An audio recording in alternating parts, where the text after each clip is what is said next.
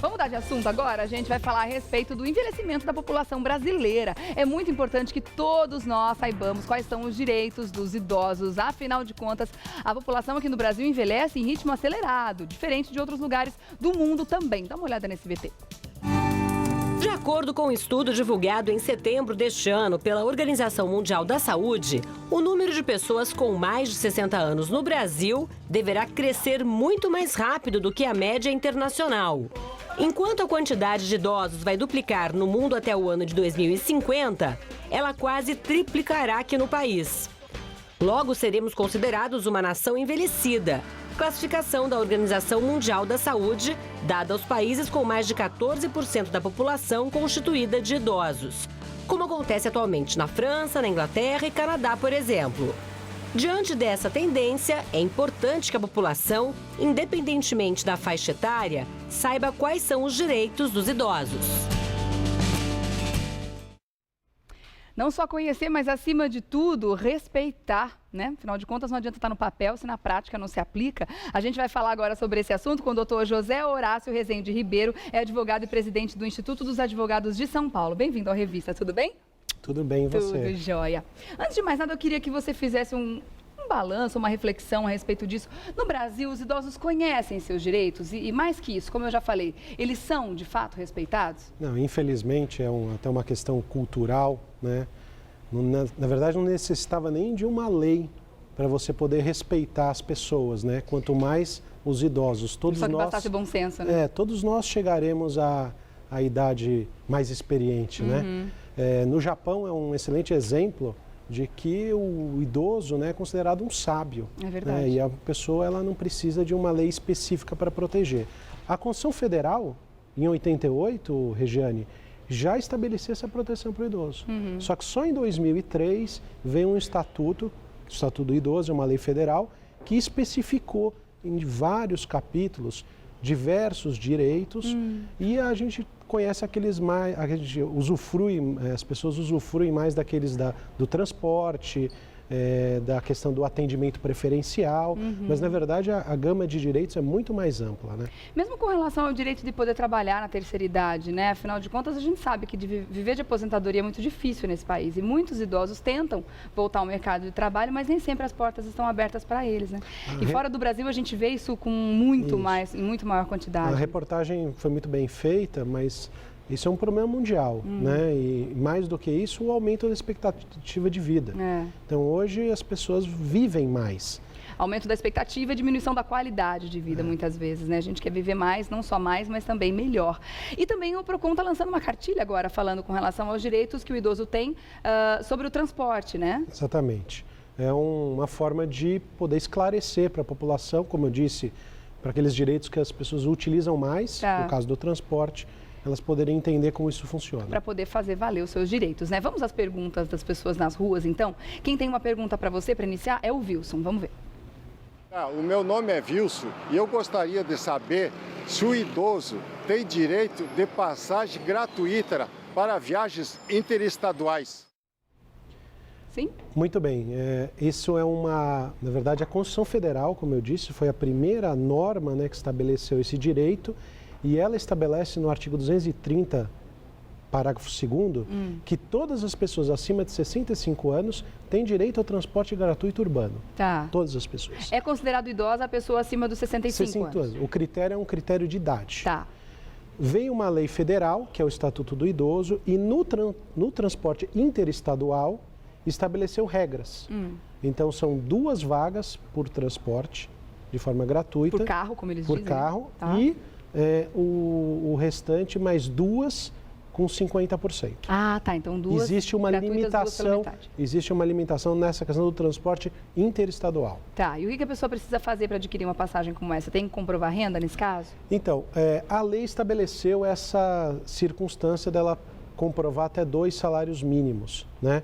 Se a gente observar a regra da Constituição, ela não coloca esse requisito. Tá. Mas a lei para o transporte interestadual, sim. E aí existem algumas regrinhas que a pessoa também deve observar na hora de adquirir essas passagens, né? Como a antecedência no pedido, a comprovação da renda, como você falou. Se tiver desistência, né? Conseguir fazer a devolução, comparecer antes na hora do embarque, para não perder o direito à passagem gratuita, porque senão a empresa pode disponibilizar essa vaga para ser vendida. Tem algumas regrinhas para serem observadas, né, doutor? Não há dúvida, porque na verdade a gente sempre olha isso como uma proteção do idoso e tem que olhar isso como uma garantia. Tá. Mas tem o lado de quem presta o serviço, não é? E do lado de quem presta o serviço, isso evidentemente ela deixa de arrecadar. Então tem que também ter atenção, né, no usufruir esse direito. Tá certo. Vamos ver a pergunta do Paulo para você. Meu nome é Paulo e a minha pergunta é: uma operadora de plano de saúde pode se recusar a vender um plano para uma pessoa idosa? Bom, essa é uma questão que, na verdade, para todas as pessoas, não só para o idoso. Tá. Não pode ser recusado a adesão a um plano de saúde. Tá, independente da idade. Independente da idade. O que acontece é que, infelizmente, o idoso é o que mais precisa. Né? São circunstâncias, às vezes você tem migração, às vezes tem a situação que a pessoa tem um plano de saúde por conta de um emprego e deixa de ter um emprego porque se aposentou. E aí ela precisa constituir um novo plano e aí começam as dificuldades. Não pode, mas na prática acontece, né? Acontece e aí existe exatamente o PROCON, os órgãos de defesa. E uma coisa muito importante, a lei, o Estatuto do Idoso, estabelece inclusive multas, inclusive perda de cargo de agentes dos serviços públicos que desrespeitem ao Estatuto do Idoso.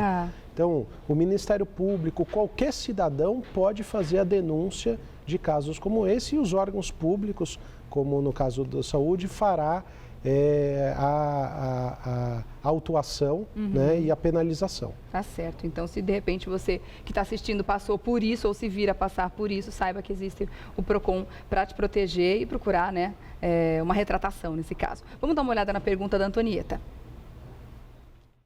Eu sou a Antonieta. Eu gostaria de saber se é legal o reajuste de plano de saúde do idoso devido à mudança da faixa etária. Isso é legal? Na verdade, a agência, ela regulamentou essa matéria e existe ali, vamos dizer, percentuais que foram negociados para esse reajuste, né? Para regularizar, porque eu imagino que há pouco tempo atrás devia ser abusivo, né? Não há a menor dúvida. O que acontece é que mesmo com essa regulamentação, existem pessoas que vão à justiça e discutem no sentido de tentar impedir que haja essa desproporção no momento que a pessoa mais precisa e que pagou durante todo um período, né? Mas hoje existe um regramento específico que é da Agência Nacional de Saúde. Ok. A pergunta da Leda para você agora. Oi, meu nome é Leda. Eu gostaria de saber se uma pessoa com mais de 65 anos de idade pode solicitar financiamento para a compra da sua casa própria. E aí? Bom, mais uma vez, né, é uma questão que para todas as pessoas, não é por uma questão de idade. Todo mundo tem o direito a solicitar. O que existe no Estatuto do Idoso é para os programas habitacionais públicos, existe um regramento específico. Por exemplo, 3% das habitações desses programas públicos, ou que sejam subsidiados, que o poder público coloque dinheiro, 3% tem que ser reservado para idosos. Você tem, obviamente, o compromisso financeiro é o mesmo, não existe nenhum benefício econômico para isso. Existe, vamos dizer, uma prioridade de atendimento. Tá certo. Bom, fica aqui o recado, então, para que as pessoas... A gente falou de uma maneira muito generalizada, mas tantos são os direitos que o idoso tem no Brasil e que quanto mais pessoas conhecerem, independente da idade, como a gente já falou aqui também, melhor, não só para os idosos de hoje, mas para você que um dia, se Deus quiser, será um idoso também e também vai querer exigir os seus direitos, querer fazer com que eles façam valer no dia a dia. Porque é muito melhor quando um idoso já tem o seu direito estabelecido e respeitado do que ter que ficar brigando, por mais que consiga depois. Mas essa briga, esse meio de campo já deu tanta dor de cabeça muitas vezes, tanto de sabor para a família e para esse idoso, que muitas vezes quando chega a alcançar o direito já não consegue nem usufruir da maneira como deveria, né, doutor? E é uma questão realmente cultural. Nós temos que ter a consciência de que nós seremos idosos amanhã e nós temos que respeitar. Vamos mudar essa cultura, né? Sem De uma vez dúvida. por todas. Quero agradecer, então, ao doutor José Horácio Rezende Ribeiro, que é advogado e presidente do Instituto dos Advogados de São Paulo. Obrigada pela presença aqui. agradeço. Até uma próxima, viu? Obrigado. Legal. Lembrando que o PROCON, qualquer dúvida que você tiver, quiser esclarecimentos, você pode fazer contato através do 151 ou também do procon.sp.gov.br, que é o site. E vou deixar também aqui o site do Instituto dos Advogados de São Paulo, que é o iasp.org.br. iasp.org.br. Obrigada mais uma vez, doutor José.